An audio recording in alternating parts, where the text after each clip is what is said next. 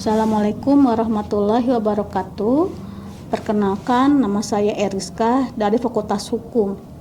Di sini saya akan menjelaskan tentang norma. Ya.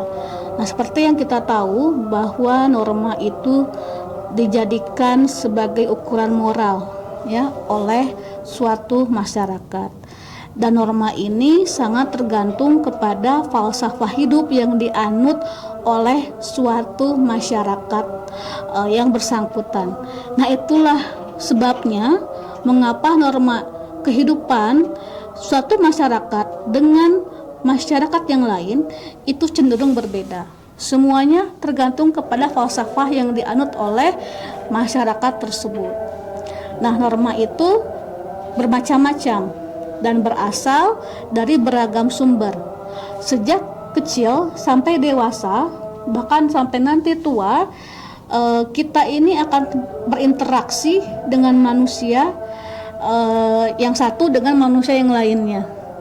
Dari keluarga, pertemanan, dan lingkungan sekolah, lingkungan kerja, sampai kepada kita lingkungan di dalam pemerintahan dan lain-lain.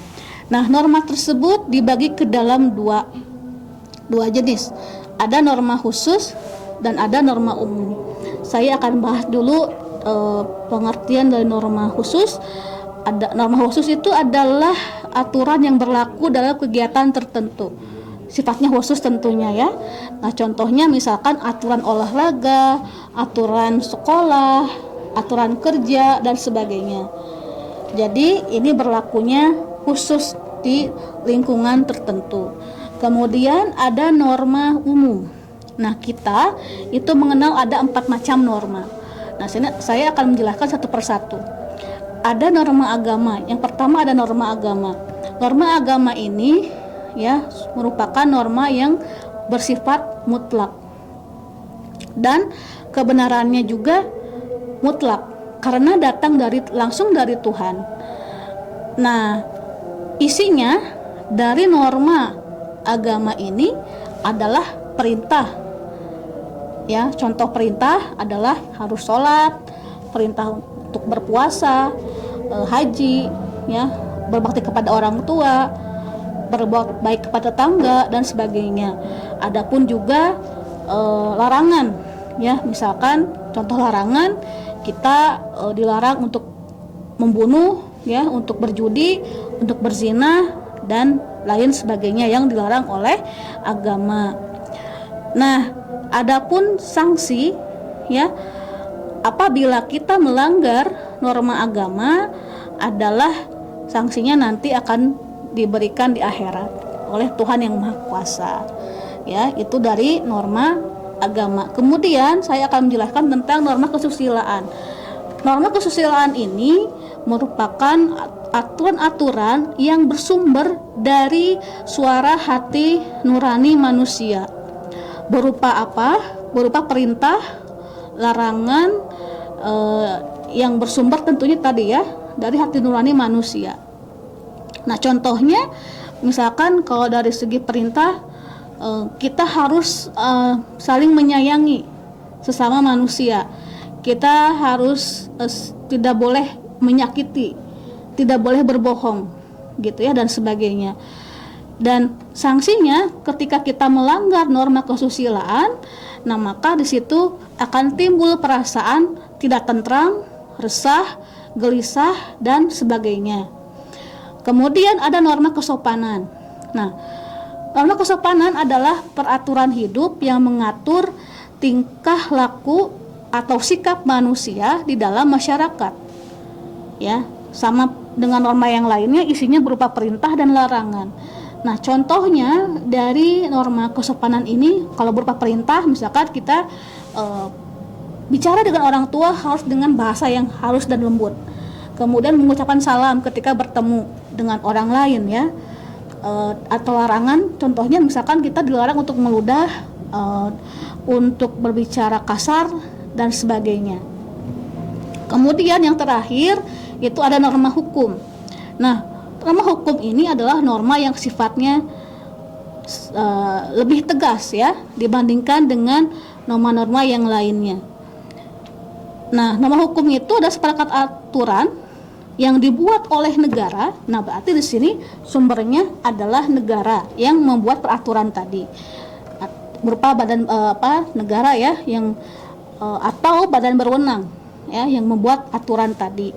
Isinya adalah perintah dan larangan. Ya, kalau perintah mungkin contohnya misalkan kita harus memakai alat keselamatan, perangkat keselamatan ya ketika berkendaraan. Misalkan kalau kita naik motor memakai helm, kalau kita menggunakan mobil kita pakai seat belt dan sebagainya. Contoh yang lain misalkan kita harus bayar pajak ya dan sebagainya. Kalau larangan ya kita dilarang membunuh, dilarang mencuri dan sebagainya. Nah, karena sifatnya yang memaksa ini, sanksinya sangat tegas ya dari norma hukum ini. Nah, sanksinya apa jika ada yang melanggar norma hukum ini? Nah, tentu sanksinya berupa kurungan badan, ya, penjara ataupun denda.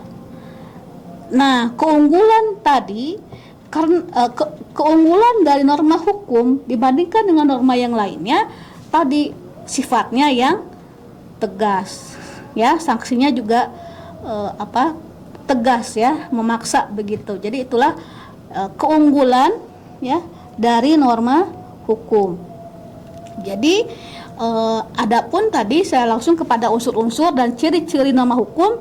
Yang pertama, cirinya adalah ini peraturan mengenai tingkah laku manusia dalam pergaulan dalam masyarakat.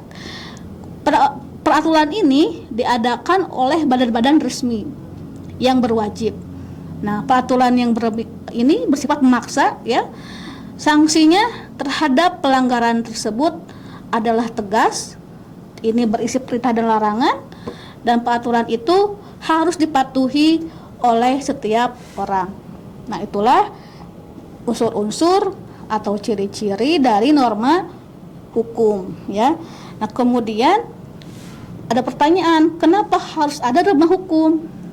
Ya, timbulnya norma hukum itu karena norma-norma yang sebelumnya seperti norma agama, kesusilaan, kesopanan itu dirasakan itu belum cukup ya untuk menjamin adanya ketertiban di dalam masyarakat gitu, sehingga diperlukanlah norma hukum ya yang dilengkapi oleh perangkat alat-alat penegak hukum tersebut ya.